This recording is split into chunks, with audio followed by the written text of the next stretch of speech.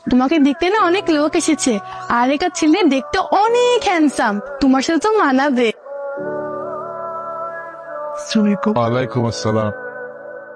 তোমার নাম কি? অনন্যা চৌধুরী। পড়াশোনা করতেছো?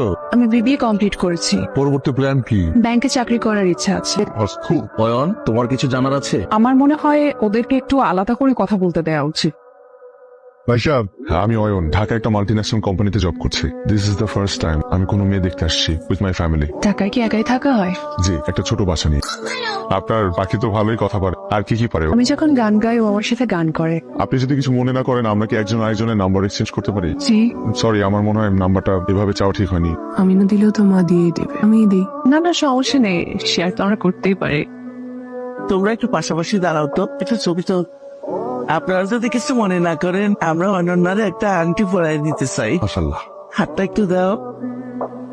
কিছু মনে না করলে একটা আমার সময় চাই। আমার ছোট ভাইয়া তো একটু হাসি আনন্দের মধ্যে সবাই ওই বিয়ে শাদী দিতাম চাই আর কি। একটা ভালো দিনক্ষণ দেখে বিয়ের তারিখটা পাকা করে ফেলি। হ্যালো, কে বলছেন? আমি অয়ন। সরি, বুঝতে পারিনি প্রথমে। আসলে সেদিনের পর কয়েকদিন কেটে গেল, ভাবলাম একটু কল দিই, কথা বলি। কেমন আছেন আপনি? হ্যালো, আপনি? ভালো আছি। হুট করে মা সেদিন আংটি পরিয়ে দিল আপনাকে। আপনার মতামত তো জানার সময় পাইনি। আমি ভাবছিলাম যে আমরা একটু একজন আরেকজনকে ভালোভাবে জানি, কথা বলি। আচ্ছা, আপনার কি আরো কিছু জানার আছে? একজনকে জানতে হলে তার সাথে মিশতে হয়, এভাবে জিজ্ঞেস করলে তো হয় না। আপনি অনেক সুন্দর করে কথা বলেন। আজকে রাখি তাহলে।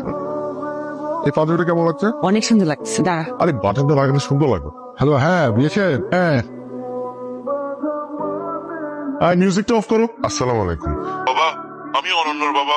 অনন্য আসলে একটা চিঠি রেখে বাসা থেকে বের হয়ে গেছে, যে সব জায়গায় খোঁজাখুঁজি করতেছে, আমাদের কারো ফোনও রিসিভ করতেছে না। অয়ন, আমি আপনাকে অনেকবার বলার চেষ্টা করেও একটা কথা কখনো বলতে পারিনি। আমি একজনকে ভালোবাসি, কিন্তু বাসা থেকে ছেলেটাকে মেনে নেয়নি। সেদিন মা বলেছিল আপনারা শুধু দেখতে আসবেন। তুমি না বললে ওরা দেখতে আসবে, তো আংটি পরিয়ে দিয়ে গেল। বাসায় অনেক ঝগড়া করেছিলাম, কিন্তু আজ আমি সত্যি অসহায় নিজের ভালোবাসার কাছে। আজকে যা হয়েছে তা নিয়ে আমি কখনো কোনো কথা শুনতে চাই না। অন্যদের বাসায় তোমরা কেউ ফোন দেবে না।